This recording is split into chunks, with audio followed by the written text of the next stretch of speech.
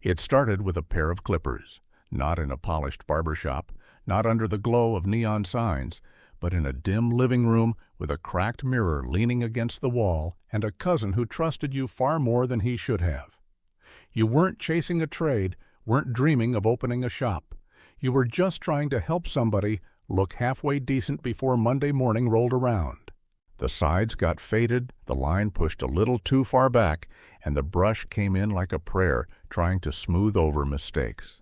It wasn't good, not really, but it was something. And in neighborhoods where looking presentable could mean the difference between respect and ridicule, that something mattered. Word spread faster than you expected. Suddenly you were the guy. Not the best. Not yet. But better than looking wild. And in some places, that's all it takes to get people lining up. You cut fades, tapers, high tops, curly crops, even the occasional mullet when someone dared. Black hair, white hair, thick or thinning, it didn't matter. Each new head was a test, and nobody gave you a learning curve. You learned the hard way, your mistakes measured not in red ink, but in side eyes and silence. You practiced on yourself first, holding a phone in one hand and a mirror in the other, carving into your own scalp while nicking skin and swallowing frustration. You lined up friends for $5 cuts in the back room, turned birthday money into slightly better clippers, and turned a porch into a barber shop before you even had a license. YouTube became your mentor. Instagram your school. You studied fade balances, like a surgeon studies arteries. You watched how the masters kept transitions seamless, how their hands floated around cowlicks without breaking rhythm. Because you couldn't afford to be a black barber who only cut black hair. Not anymore. The world had shifted. Clients walked in with all textures, all requests, and if you couldn't adapt, you'd lose them to someone who could. That was the quiet truth. Survival meant versatility. There were moments that stuck. The first white client who nervously asked for a zero fade with a hard part, looking uneasy until you spun the chair around, and he nodded, half surprised, half relieved. You never forgot that nod, or the Latino kid who told you, "You do it better than my old guy." Those words mattered. They weren't just compliments, they were milestones, proof you were breaking barriers one haircut at a time. But no matter who sat down, the rule was always the same. Mess up once, and they might never come back. A haircut wasn't just hair. It was trust, and trust could be broken in a single misstep. The clippers didn't care if your hands were cramping, if your rent was due, or if someone had just been shot 2 blocks away.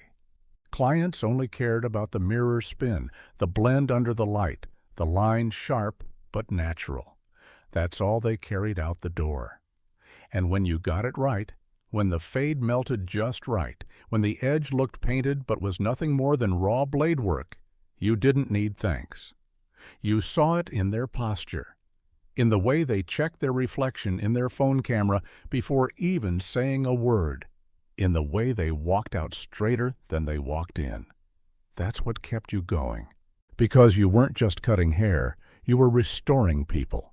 A black kid wanting to feel sharp before school, a white construction worker needing to look clean for court, a teenager hoping to impress a girl. They weren't just asking for a fade, they were asking to feel like themselves again, or maybe like someone better. Somehow, it always began with a pair of clippers. The same hum, the same vibration, the same gamble that you could turn raw growth into something polished. You learned to treat each cut like a ritual, the cape, the comb, the careful click of the lever. In neighborhoods where jobs came and went, where respect was fragile, the barber shop, or even your makeshift living room version, was one of the few places where transformation felt possible. It was never just a haircut. It was armor, identity, a declaration that you belonged, and you were the one trusted to deliver it. The further you went, the more the pressure grew. Barbering stopped being a hustle and started feeling like a trial where every cut was an audition.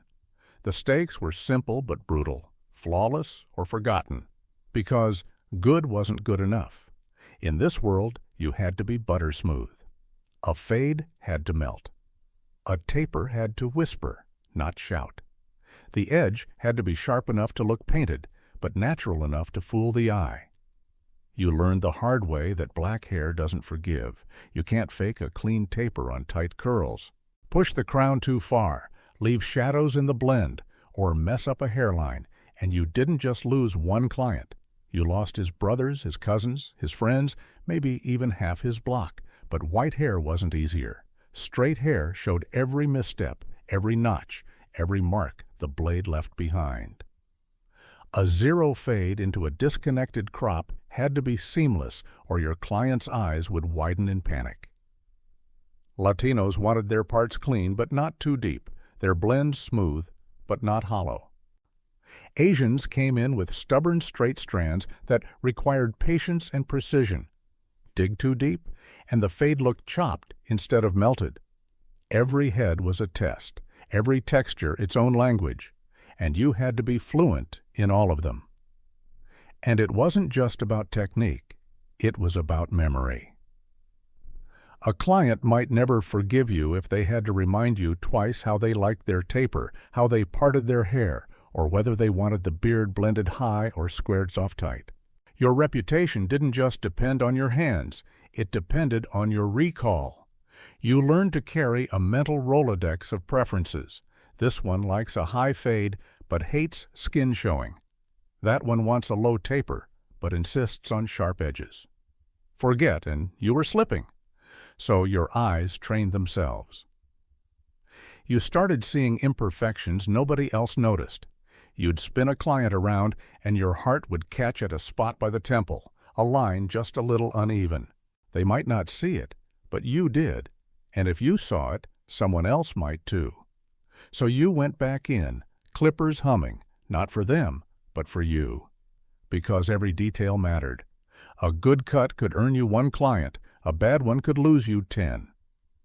And then there was the stage itself, the shop. By the time you stepped into a real barbershop, you realized it wasn't just a workplace. It was a theater of lives, with each chair its own spotlight. The rotation never stopped. OGs telling stories from back in the day, teens fronting like they were grown, fathers bringing their sons for their first cuts, men mid-breakup spilling their heartbreak while you lined their beards. The air was thick with laughter, arguments about basketball, whispered conspiracies, trash talk, and confessions people wouldn't dare make anywhere else. The barbershop was never just a shop. It was church without pews, therapy without a couch, a newsroom without anchors. A man could walk in broken, jobless, heartbroken, defeated, and leave standing taller, sharper, ready to face the world again. And you were the one with the blade in your hand, playing priest, doctor, and artist all at once. But the shop wasn't just filled with clients. It was filled with barbers, too. Brothers, rivals, mentors, snakes. Some taught you how to use a foil shaver, shared tricks for stubborn crowns, told you how to keep your wrists loose. And the next day, those same ones might eye your chair, try to lure away your client, or undercut your price. Love and rivalry lived side by side, stitched into every conversation. You laughed together, hustled together, and quietly plotted against each other, because survival meant never letting your chair go cold. By noon, you'd be 6 heads deep. By 3, you'd skipped lunch. The sandwich you bought that morning sat limp by the microwave. Your phone buzzed with missed texts. A walk-in complained he'd been waiting too long. Another guy booked online, furious to see someone else in your chair. A stranger walked in asking, "How long for a quick shape-up?" And you almost laughed, because in this game there's no such thing as quick. Through it all, your face had to stay calm, your hands steady. The barber's mask, part artist, part therapist, part hustler. The blade had to glide even while your mind carried a dozen voices, a dozen problems, none of them yours, all of them pressing in. And yet you loved it. The chaos, the rhythm, the noise. The shop was a world of its own, alive with energy, with stories, with the raw pulse of community. It was messy, unforgiving, demanding, but it was also the place you belonged, the place where your name carried weight. The clippers hummed, the conversations flowed, and for a few hours you could almost forget the grind. Almost. The texts never stop. Someone always needs you. 10:57 p.m. on a Tuesday, no hello, no deposit. Just, yo, bro, you got anything tomorrow morning? Super quick cut. Quick cut, like you're their personal groomer. Then there's the guy who shows up 18 minutes late, coffee in hand, talking about traffic, while you stand at your station watching money walk out the door. And when it's time to pay, the excuses come. Forgot my wallet. You take Cash App? I'll send it when I get home. Some mean it, most don't. And still you keep cutting. Clients repost your work, tag you with flaming emojis, book you out for weeks. You're praised, requested, respected, but respect doesn't pay the bills. The reliable barber is rarely tipped. The one always available becomes the one always taken for granted. Raise your prices, and suddenly you're the villain. 45 now? Used to be 30. My cousin cuts for 20. Cool, go to him, but they won't. They'll complain, but they'll come back, because they need you. They just don't want to value you. Meanwhile, your body keeps score. Your wrists no longer rotate the way they used to. Your lower back locks up by noon. Your knees ache so bad you only notice when you finally sit down, something that happens maybe twice a day. 12 hours on your feet, bending, fading, shaping, every muscle screaming, but your hands can't show it. On top of that, you juggle moods. 20 clients a day, 20 performances. You're the hype man, the therapist, the big brother, the quiet confidant. By the time you get home, you don't even know which version of yourself you are anymore. You just shut down. You dream about opening your own shop, building something real, hiring people, taking a day off, maybe even resting. But dreams are expensive when survival is daily, so you keep cutting because the demand never slows. The line stays long. The phone keeps buzzing. Everyone wants you, but when it comes to giving back, you're still just the barber. And the cruelest part? The cut itself doesn't last. That perfect fade, that flawless edge, it begins to soften in days. Compliments slow. The blend grows out. Soon, they're back in your chair. Same request, same expectation, like the last masterpiece never even happened. But you're still carrying it. The wrist pain doesn't fade. The back tightness doesn't ease. The exhaustion doesn't wash away. The haircut disappears as fast as the hair hits the floor, but the toll stays inside your body.